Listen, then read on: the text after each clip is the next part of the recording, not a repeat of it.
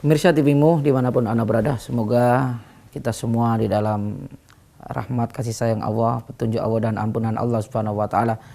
Kita akan lanjutkan ke penanya yang ketiga atau yang terakhir. Ustadz, mohon dijelaskan apa sesungguhnya pelajaran terbesar yang bisa kita ambil dari pelaksanaan ibadah kurban. Para jamaah yang dimuliakan Allah, khususnya netizen yang telah mengirimkan pertanyaan. Jadi pelajaran yang paling utama terhadap pelaksanaan kurban ini bukan saja penyembelihan, proses penyembelihannya saja. Tapi kalau kita melihat sejarahnya, kenapa Ibrahim mau menyembelih anaknya? Itu pertanyaan yang paling dahsyat itu. Jawabannya tentu karena Ibrahim diperintah Allah. Maka pelajaran pertama adalah ketaatan, kepatuhan Ibrahim kepada perintah Allah Subhanahu wa taala. Melebihi segala yang dicintai oleh Ibrahim itu sendiri. Melebihi cintanya kepada anaknya, keluarganya, hartanya dan seterusnya. Ini jadi kepatuhan, ketaatan, ketundukan Nabi Ibrahim kepada perintah Allah Subhanahu wa taala. Karena itu kata Nabi Ibrahim di Al-Qur'an itu kan inna sholati, sesungguhnya salatku, wa nusuki, inna sholati wa nusuki, pengorbananku, wa mahyaya, hidupku, wa mamati lillahi rabbil alamin, hanya untuk Allah Rabb alam semesta. Subhanallah. Ada ungkapan yang lain di Al-Qur'an itu, inni aslamtu wajhiya lillah, aku telah Islam, telah tunduk, telah patuh kepada Allah Subhanahu wa taala. Nah, jadi ini pelajaran pertama, ketundukan, kepatuhan. Ini melebihi segala-galanya. Jika perintah Allah sudah datang, maka yang lain dihentikan. Bayangkan Ibrahim itu kalau tidak salah menurut keterangan 13 tahun meninggalkan Hajar dan Ismail di tengah gurun pasir. Waktu itu berdua mereka. Namun ketika Ibrahim ke sana pastinya sudah ada beberapa penduduk yang menetap di situ. 13 tahun tinggalkan dia untuk berdakwah. Kembali kepada istri pertamanya. Kemudian dia muncul rasa rindu. Mungkin ingin melihat perkembangan pertumbuhan anaknya yang paling dicintai dan istrinya Hajar. Beliau datang ke situ. Baru beberapa hari mungkin baru beberapa saat melepas kerinduan itu. Mungkin Ibrahim dalam benaknya tahu persis bahwa Allah ingin menguji. Setelah 13 tahun apakah dia masih taat kepada Allah? Setelah dia tinggalkan sekian tahun dia menguli dakwah, sekarang bertemu dengan anak dan istrinya. Kemudian dia mimpi bertemu dengan Allah. Coba apa yang ditanyakan Ibrahim kepada anaknya? Pertama tadi kan masalah ketundukan ini. Yang kedua ini ara fil manami, ya bunayya, ini ara fil manami anni adba'uha fangdur madza tara. Wahai ananda, wahai anakku tercinta, tersayang, aku dalam mimpiku diperintah oleh Allah untuk menyembelih kamu. Sekarang bagaimana pendapatmu? Coba kalau ada sekarang orang bertanya kepada anaknya seperti itu, bapak salah mungkin mimpinya, ini masa menyuruh anaknya, mungkin akan menjawab begitu.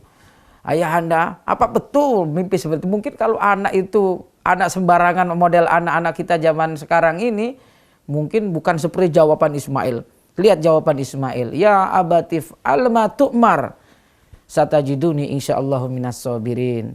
Ya Rob, ya ayahanda, ya abatif laksanakan matukmar, apa yang diperintah oleh Allah, satajiduni insyaallah minas sabirin. Engkau akan mendapati aku mudah-mudahan sebagai orang yang sabar. Disebutkan insyaallahu minas sabirin.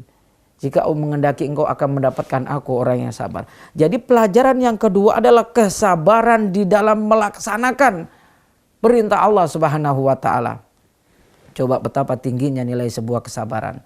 Saya teringat ada ayat di penghujung surat Ali Imran ayat 200 tepatnya, ayat terakhir. Kata Allah, ya ayyuhalladzina amanu sabiru wasabiru warabitu wattaqullah. Allah mensejajarkan kesabaran dan untuk melipat gandakan kesabaran dengan ketakwaan. Dan itu adalah kunci la'allakum tuflihun, agar kalian sukses, bahagia. Bayangkan orang sukses itu salah satu pendorong faktor tercepatnya adalah sabar. Orang kalau kuliah nggak sabar nggak akan lulus.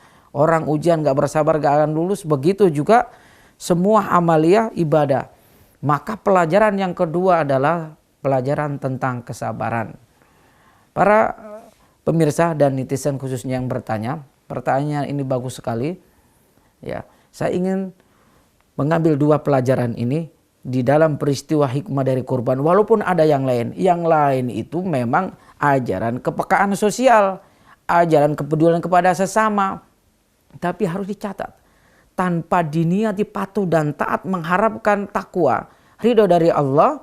Dan bersabar, maka bisa jadi itu hanya untuk pamer ya. Allah kan sendiri katakan di dalam surat Al-Hajj ayat 27. La yanalallaha luhumuha wala dima'uha walakin yanaluhu taqwa minkum. Yang akan sampai diterima Allah itu kata Allah sendiri bukan daging, bukan tulang, bukan darah, bukan bulu, bukan kuku-kuku itu yang bahasanya gitu. La yanalallahu luhumuha wala dima'uha, dan juga darahnya itu tidak akan sampai dagingnya itu.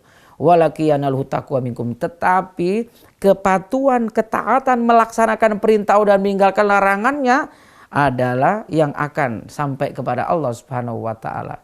Jadi catatan yang ketiga, hikmah pelajaran adalah ketaatan atau kepatuhan tadi, kemudian kesabaran, dan bagaimana kita menjaga konsistensi ketakwaan itu. Pesan ini ya, pesan yang paling belakang mungkin ya ini adalah ibadah yang berdimensi sosial.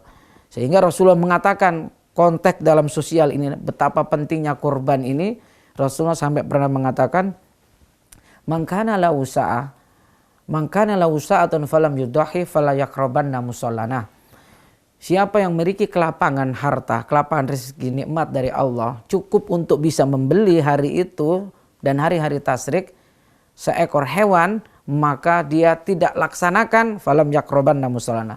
Jangan pernah sekali-kali mendekati tempat sholat kami. Nah, ini pelajaran yang terakhir, itu pentingnya kepekaan sebagai orang beriman terhadap lingkungan, terutama orang yang tidak mampu. Saya kira ini pelajaran yang bisa kita petik dari ibadah kurban ini. Semoga bisa dipahami dan bermanfaat, khususnya netizen yang bertanya. Dan kita menutup session program netizen bertanya Ustadz Penjawab ini dengan membaca doa kafaratul majlis. Subhanakallah wa bihamdika asyhadu an la ilaha illa anta astaghfiruka wa atubu ilaik. Fastabiqul khairat. Kita akan berjumpa dalam season yang lain dengan pertanyaan yang lebih menarik. Assalamualaikum warahmatullahi wabarakatuh.